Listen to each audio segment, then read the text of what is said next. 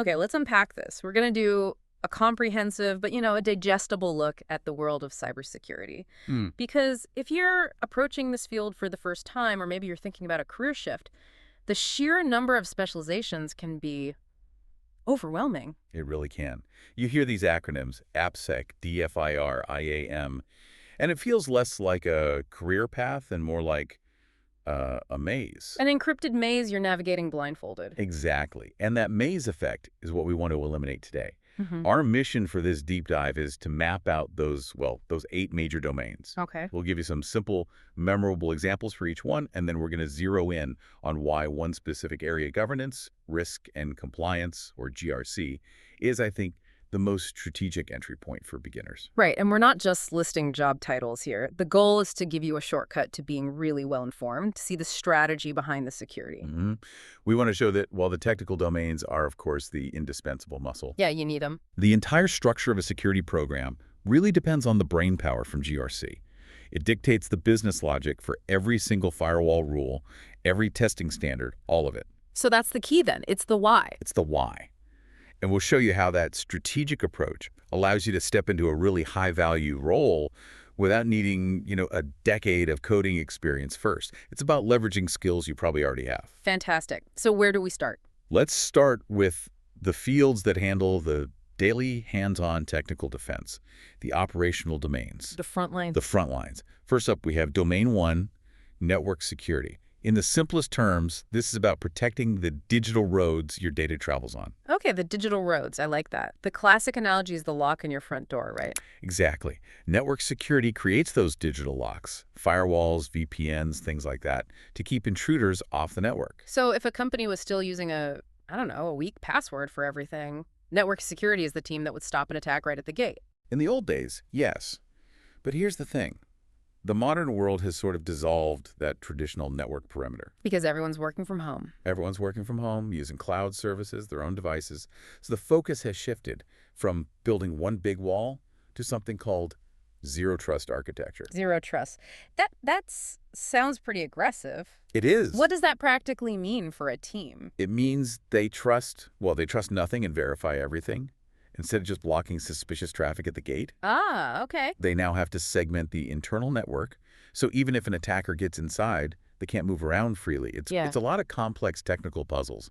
Great for people who love pattern analysis. That makes sense. Okay, so from the roads, let's move to the vehicles on them, the applications. Which brings us to Domain 2, Application Security, AppSec. Right, and AppSec is essential because a strong network doesn't matter if the software itself is, leaking data. The code is vulnerable. Exactly. Yeah. This is about making specific software safe, whether it's your banking app or an internal HR tool. I remember an analogy about this. Like cooking stew with the lid off attracts flies. AppSec is about putting the lid on the pot. That's a good one. And the real work now is about shifting left, Yeah. which just means integrating security right into the software development lifecycle. So it's not an afterthought. It can't be. They're Yeah. scanning code, finding vulnerabilities like the WASP top 10, things like SQL injection, and working directly with the developers. But wait, doesn't that create friction? Developers want to move fast, deploy code, security wants to slow down and check everything. That friction is very real. And the answer to it is this buzzword, DevSecOps, where you try to automate all those security checks so they just become part of the pipeline. It requires a lot of communication skills, not just code knowledge. Got it. Okay, so from individual apps, let's talk scale. Everything's moving to the cloud, AWS, Azure. That's Domain 3, cloud security. And this is a whole different ballgame. Cloud security is about protecting everything stored and processed remotely. The key concept here is the shared responsibility model. Shared responsibility. So Amazon, for instance, secures the building. Right, the physical server is the facility, Yeah. but you, the customer, are responsible for securing everything you put on it. The data, the configurations, the access. Ah, so it's like sharing a giant storage unit, but you're still responsible for your own padlock? Perfect analogy. And the Got it. biggest risk is misconfiguration. It's usually not some brilliant hacker. It's a simple mistake, like leaving a storage bucket public. Human error. It's almost always human error. So cloud security pros focus a ton on automation to spot when a system drifts away from its secure baseline. It's a massive growth area. Okay, so last in this operational group, Domain 4, security operations. The SOC analysts, If the first three are the builders, the SOC are the 247 detectives, the CCTV guards watching the monitors. and the air traffic controllers, all in one. They monitor every single signal, every log, every alert coming into their big system, which is called a SIEM. Their job is rapid triage. Triage. That sounds like managing chaos. It is chaos. It's called alert fatigue. A big company might get thousands of alerts a day. Thousands. How do you even sort through that? That's the skill. The analyst has to quickly figure out what's a false positive, someone just forgot their password, and what's a genuine threat, like an attacker using stolen credentials. So when I get that text from my bank saying, login initiated from another country, a SOC analyst probably made that call. Precisely. They monitor, they contain, and they escalate. It's high-stakes, fast-paced work. You have to thrive under pressure. Wow. Okay, so let's shift gears. We've done the daily defense. Now let's talk about what happens after an incident. Right, and that begins with Domain 5, Digital Forensics and Incident Response, EFIR. CSI. Cyber. That's exactly it. They don't prevent the breach. They come in after the fact to piece together what happened. So when a company gets hit with a huge ransomware attack, the DFIR team is the one they call to figure out the damage. Yep. They're like digital detectives at a crime scene. They trace the attacker's footprint, collect evidence from memory and hard drives, and figure out, how did they get in? How long were they here? What did they take? That sounds like it requires incredible technical depth, but also rigor. The evidence has to hold up, right? Absolutely. The chain of custody for digital evidence is everything. If they mess that up, the whole investigation could be useless from a legal perspective. This is for people who love deep, methodical investigation. Okay, from post-incident to pre-incident almost, let's talk about internal controls. Domain 6, Identity and Access Management, IAM. IAM is, I'd say, mission-critical plumbing for a company. Plumbing? Yeah. You don't give your house keys to every person who delivers a package, right? IAM is the system that makes sure people only have access to what they absolutely need to do their job. Nothing more. The principle of least privilege. That's the one. And the most common example everyone knows is multi-factor authentication, or MFA. That's IAM in action. Right, the code you get on your phone. But it's deeper than that, strategically. Oh, much deeper. It's about concepts like segregation of duties, making sure no single person has the power to commit fraud alone. They define who gets what keys for which doors and for how long. It's very logical, very structured work. And that leads us right into Domain 7, Data Security and Privacy. This is about protecting the actual information itself. Yeah, the crown jewels, we're talking patient health records, financial data, employee social security numbers. A failure here isn't just a technical glitch. It's a legal and ethical disaster. And it comes with massive fines. Massive fines. And the team isn't just encrypting things, they're defining the rules. The biggest headache for them right now is dealing with all the different global regulations at once. Oh, right. Like HIPAA in the US, GDPR in Europe. CCPA in California. It's a minefield. Yeah. They have to classify all the data, define how long to keep it, and basically be the bridge between the tech teams, the legal department, and corporate policy. Which is a perfect transition because we've covered 7 super technical, detailed domains. But you're saying none of them work without this last one, Domain 8, GRC. Governance, risk, and compliance. And yes, this is the brain. It's the strategy and the business logic of the entire cybersecurity program. And crucially, it's not hands-on technical work. Not at all. It's strategic oversight. It's about translating what the business needs into requirements that the technical teams can go and build. So let's break that down. Governance, risk, and compliance. What does each piece do? Governance provides the framework, the rules and structure. Risk is about identifying and managing all the potential threats.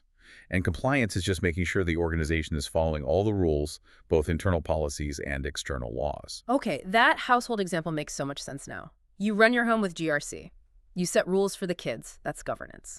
You identify risks, like a fire. That's risk management. You buy a fire extinguisher. That's the control.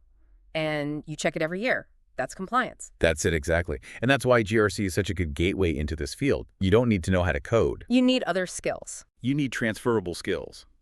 If you've been a teacher or worked in HR or banking or project management, you already have the organizational, communication, and process skills that are the heart of GRC. And this role isn't going away. I mean, with AI-GRC tools coming out. It actually elevates the role. It automates the boring documentation so that GRC professionals can focus on actual strategic decisions. Okay, so here's the most important part. Let's connect the dots. How does GRC actually govern everything else? Let's start with network security and their move to zero trust. Okay. GRC defines the organization's risk tolerance. It's GRC that says financial data is our most critical asset, and we accept zero risk to it. Ah, so that tells the network team how aggressively to configure their firewalls and where to focus their segmentation efforts? Without that, they're just guessing. They're making security decisions in a complete vacuum. GRC provides the why. And for AppSec, with that constant push-pull with developers. GRC gives them the leverage. GRC defines the secure coding standards, often based on laws and regulations that developers must follow. So if a developer says, I don't have time to fix this bug, GRC can step in and say, sorry, our policy, which is based on our risk framework, says we can't release code with a vulnerability that's severe. you got it. It ends the argument. Okay, what about cloud security? With that shared responsibility model, it seems like GRC would be essential. It's everything. GRC defines what secure even means in the cloud. It sets the encryption standards, the identity management rules, and the data classification policies. Without that rulebook, you get misconfigurations everywhere. Right. And what about the teams on the sharp end, the SOC and DFIR? GRC gives the SOC its marching orders. Hmm. By classifying data, GRC tells the SOC which alerts matter most. So when they're drowning in alerts, the GRC policy tells them which fire to put out first. It provides the priority. The absolute priority. And for DFIR, the investigators. GRC defines the legal rules of engagement. The chain of custody stuff. Exactly. It dictates how to handle evidence, what the breach notification timelines are under laws like GDPR. A brilliant technical investigation could be completely useless if it violates a legal standard set by the GRC framework. Wow, that is a powerful connection. So that just leaves IAM and data privacy. GRC is the foundation for both. For IAM, GRC defines the core logic. It requires segregation of duties, it defines who needs MFA, how often access should be reviewed.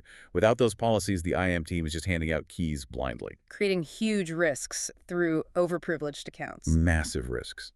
And finally, for data privacy, GRC is the enforcer. It takes those big, scary laws like IPI and GDPR and translates them into actual, actionable internal controls. Like data retention periods and encryption standards. Yes.